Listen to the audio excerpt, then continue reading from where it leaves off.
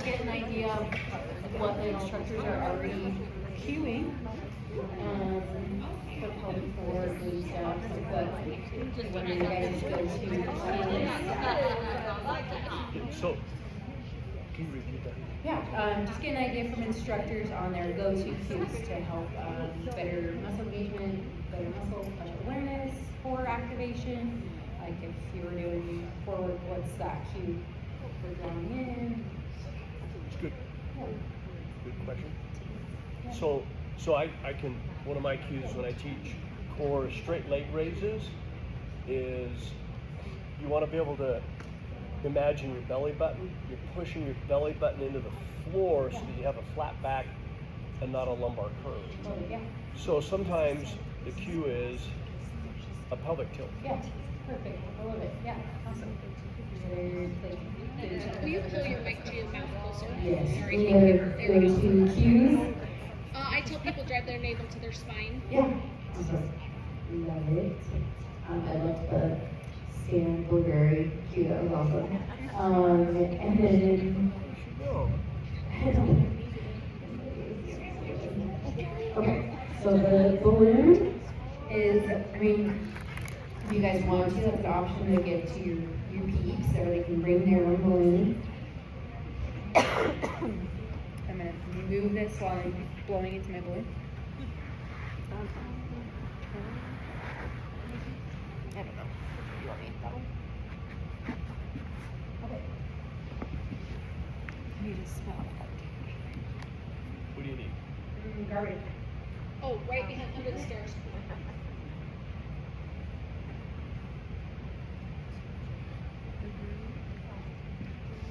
Does anybody want to do this with me? I'll do it. Yeah, let's do it. Do it, Carol. Or Ashley. Get Ash. Go for it, man. Balloon? Yeah. Oh yeah, I love it. Yeah, that's great. Blow on this. You guys can do this. You can do this and seated. You don't have to lay down. I'll lay down, but you can do it from your chair. Yeah, I love it. Yeah. Pass around the balloons. I'll throw them.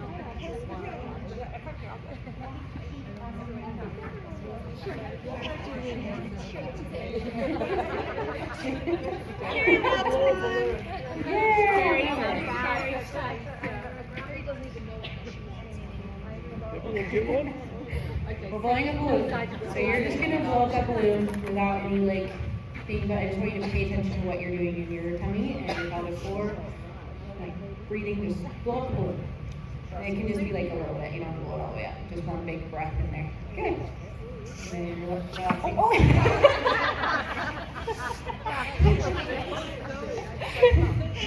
Oh, that's awesome. Good. Okay. Awesome. Perfect.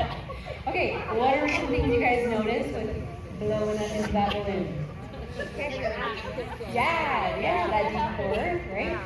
So a balloon can be really helpful for that, to get that deep core engaged in the pelvic floor. So using a balloon type cue can be helpful, or having an actual balloon cue, because it's visual, you can feel that biofeedback. It will train that muscle coordination. So you can imagine how you can do this with certain core workouts. I have to hold my breath all day.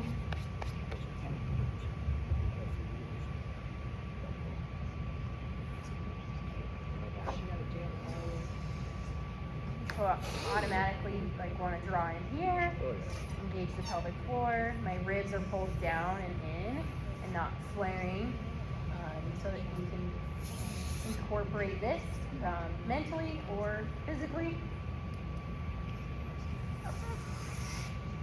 And it automatically makes me want to tuck that pelvis into that pelvic floor. So like a good cue would be like pretend like you're mentally blowing up a balloon right now. Yeah. And then that's what you want your core to be for this exercise. Yep. And then you can give them a little homework assignment like, hey, go home, grab a balloon, blow it up a few times, and you get that engagement through the deep core. So that's a really simple one that you can mix into a lot, but it already sounds like you're cueing that really well. But sometimes people have a hard time with the pelvic tilt. Like sometimes like, what is a pelvic tilt? Or they use their glutes a lot to do it instead of the core. And then sometimes when you do like the online, I don't know if you guys see this, but it almost looks like a suctioning, like they're trying to do that type of thing rather than bracing. So those are helpful to avoid a lot of that. So things you already know, but modify when needed, reasons to modify. So let your classes know, like, hey, if you're getting leakage or pressure or air or pain, let's modify it and find an appropriate modification. And then if they are experiencing those symptoms, have that open like discussion with them after class is really good. But let them know that leakage is a symptom. And they should keep doing like, I don't know if you do like the high intensity type stuff where they're doing the repetitive jumps. And they feel great, but they're having leakage, and it's okay because I got my liner in, but it's not. So let's slow it down. Let's focus on engagement, balloon, blow, take a step back into that lunge instead of jumping, going really slow and focused on here. Maddie, the question I have for you then is on breath work, like during exercises, inhaling through the nose, exhale. I use that cue a lot, inhaling through the nose. As you get a deeper diaphragmatic breath, what would you recommend for breath work for, members coming to class, anyone? How should they breathe in doing a core workout or a glute workout? Yeah. What's really cool about something as simple as doing an exhale through pursed lips, that will automatically engage the transverse abdominis. That can be really simple, and that will engage. Yep. Okay. Pursed lip exhale, and be loud with it. Some people are really nervous about breathing. But having a nice, good, strong, you can feel how it almost like pulls in that way. I like that. Yeah, of course. Okay, so one core muscle that I really love and often gets, Sorry, do you keep breathing in through your nose with that then? Yeah. And exhale through your mouth? So one core muscle that we often forget or overlooked is the serratus muscle. So this little guy over here. So you can incorporate that into probably the things you're already doing. A lot of like all fours position type stuff, bird dog, planks, even on the forearms, all of that fun stuff. You can engage that serratus simply by pushing the floor away and holding there when you do a bird dog or when you're in a plank position or a forearm plank position. Just adding in that little bit of a push helps the core do a little bit better just for Serratus. Mm-hmm. Okay. Yep. And then some fun ones. You want to try this one? This one is very core, but you're going to feel it a lot in your serratus. You want to do it? Do it? Yeah, I'll cue you. So you're going to put one forearm on here, one forearm on the floor, and then be in a bear plank. And then you're going to elevate. we did this Tuesday.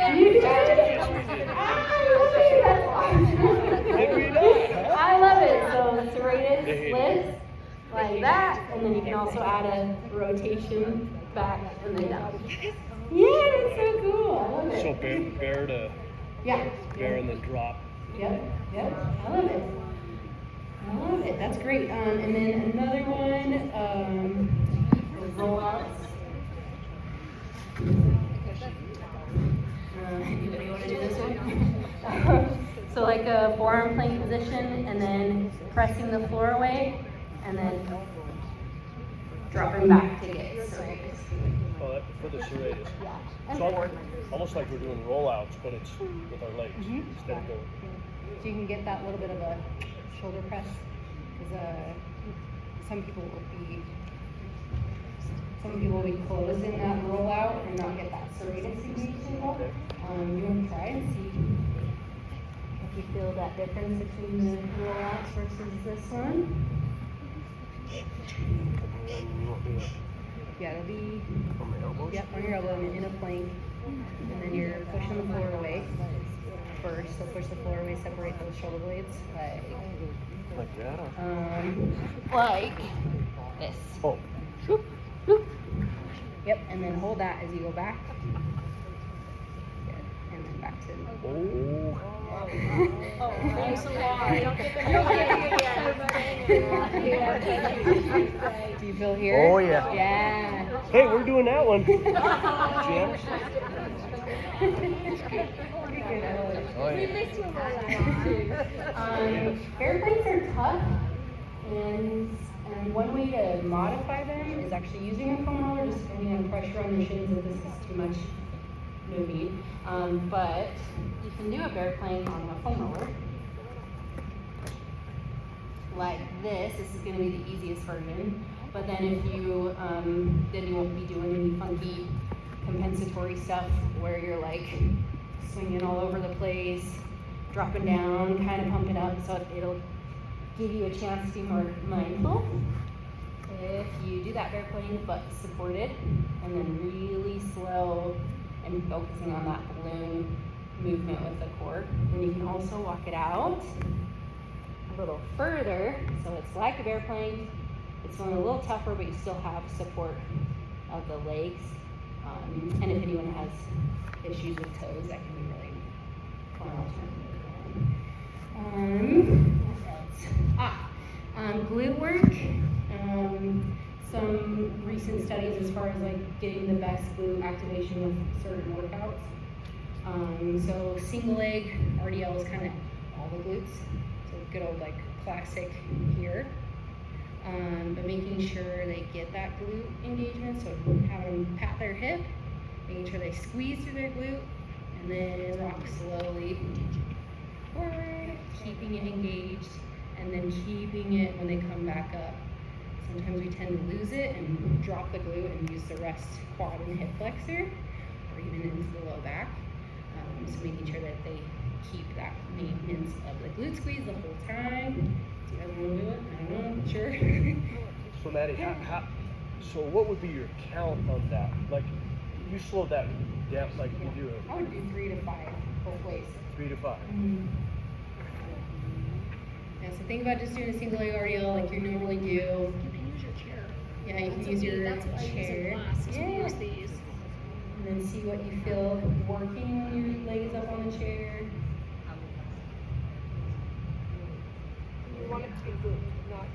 Well, you can, depending on how you position your body, you can go from a quad to a glute.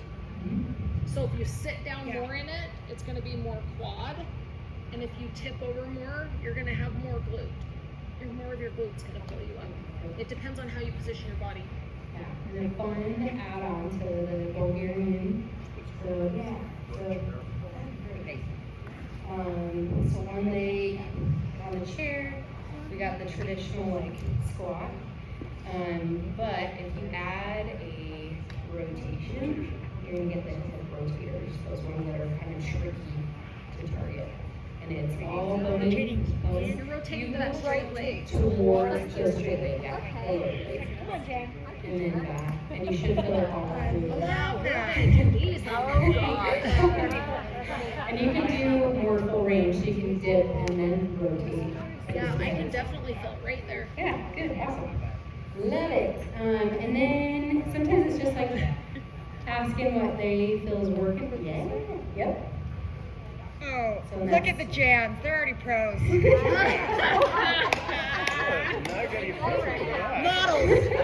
Models right there. Good. Sorry about that. Did you get deeper in that hair?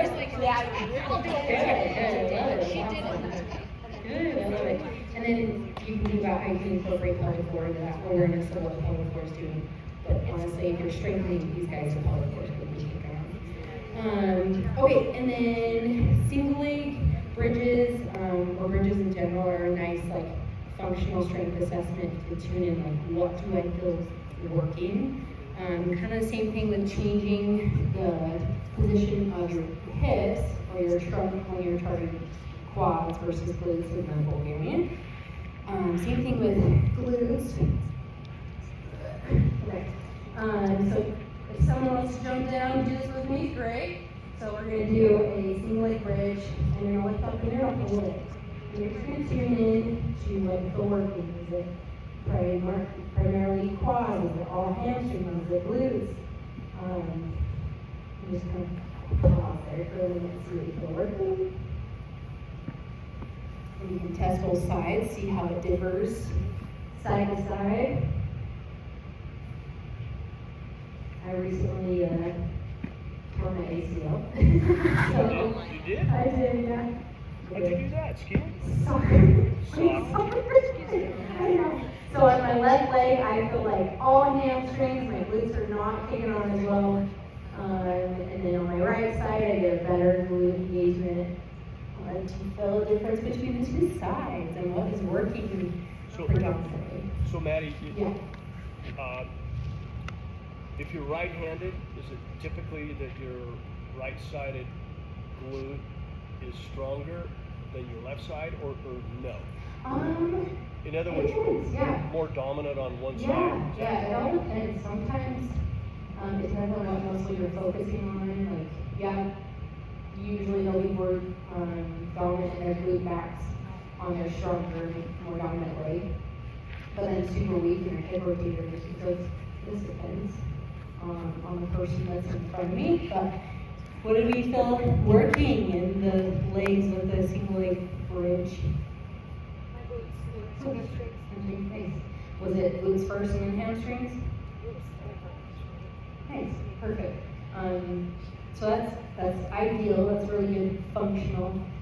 If it's feeling more quads, you can tell them to scoot their feet further away, or you can get bands and such to do more of a cue for hip rotation. So band around the legs, I'm pulling out in that band, get a little bit more booty. So now I feel like my booty versus my hamstring, only hamstrings. And then you can also do an inner thigh cue too. So sometimes it's adductors that are not kicking on as well, and you can do a little internal and see if that kicks on the glutes better. So just simple things that they can do, little tiny adjustments to see if they can get their glutes engaged a little bit more on that loaded limb. I love it.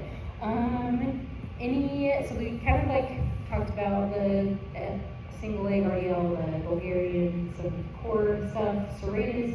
Any questions? I have a question. So Yeah. What's the best exercise, just in general, for glute to strengthen your glutes? The best one, like study-wise, where they looked at glute med, glute min, and glute max activation, is a single leg squat. You can use a bench squat. So, like these guys, where you're doing go down to one leg. We just did these on Monday too. And then, Slow down. yep, I single do leg. need to You slow can always down. do kickstand. Again, you want to focus on muscle activation and not like just powering through reps. And then paying attention to what you're doing with your knee. If it's dropping in, try to pretend like you're pushing something out. So you're gonna get a little bit more in the glute min and knee. But yeah, that was the best activation evenly. Through all of them. Wow. Okay. Yeah. So if you have problems just getting, I think it's a really tough time just to get up. Yeah, you can do lots of variations. You can go up with both. You can kickstand the other foot and go down this one. So most of my weight is on that left leg, but I still have support from that leg, and then back up with both. Switch, go down really slow. Let's try that. Yeah, yeah. So up with both, and then kickstand one. Keep most of the weight on that back leg, and then sit down next to your shoulder. Better? Nice. Thank you. No.